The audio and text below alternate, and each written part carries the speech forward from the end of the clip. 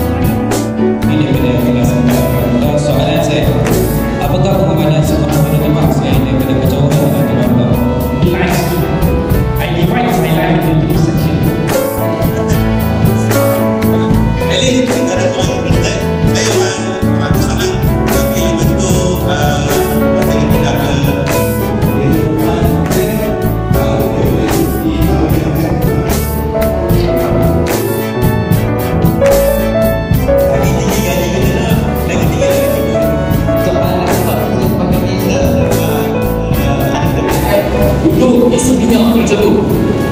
Isi minyak kapal terbang. Okey, isi minyak kapal terbang itu antara tugas-tugas juru teknik pesawat Malaysia. Transi itu kapal itu ada pada CKM Mai Agusta. Dia turunkan penumpang selama 20 minit atau 1 jam. Dia akan terbang balik ke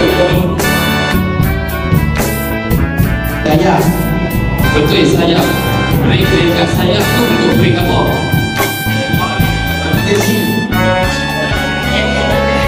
Oh, break angin. Betul, break angin.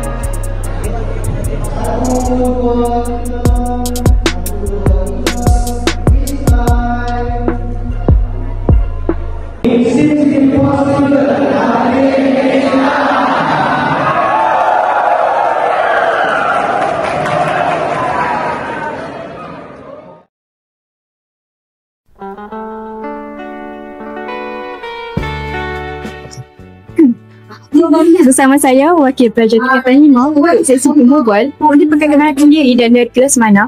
Assalamualaikum, nama saya Muhammad Akif Dinis bin Muhammad Tabib dari kelas 5 Razi.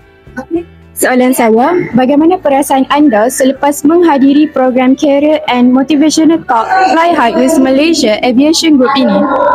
Perasaan saya amat tergembira apabila Kapten Ilham datang ke SMK Dato' Seri Mat dan masa ke Limau. Apa perkara paling menarik yang anda pelajari daripada program ini? Perkara yang menarik dalam program ini ialah diorang boleh membawa ke overseas. Adakah program ini memberi inspirasi kepada anda untuk memilih kerjaya masa hadapan? Ya, program ini membawa inspirasi untuk berjaya masa hadapan. Ia membuatkan untuk lebih yakin dalam bidang guru terbang dalam masa hadapan. Itu saja, sekian, terima kasih. Bersama saya, Datuk Kapten. Datuk, apakah pesanan Datuk kepada pelajar-pelajar di sini yang juga ingin mencapai impian besar seperti Datuk? So, cadangan saya, my advice to all the students dekat sekolah, apa yang saya cakapkan tadi dekat Dewan kan, just work hard, work smart for these 3 to 6 years to ensure that their foundation for the future is stable. Work smart, right? And always be courageous, be brave to take new challenges. To take challenges, jangan shy away from challenges. And remember, I always pesan dekat Dewan tadi, everything seems impossible until it's done. Thank you. Okay, itu sahaja dari Datuk Kapten. Secara keseluruhannya, program ini memberi motivasi dan inspirasi kepada pelajar untuk terus berusaha mengejar impian mereka. Sekian sahaja dari Sujana TV. Terima kasih.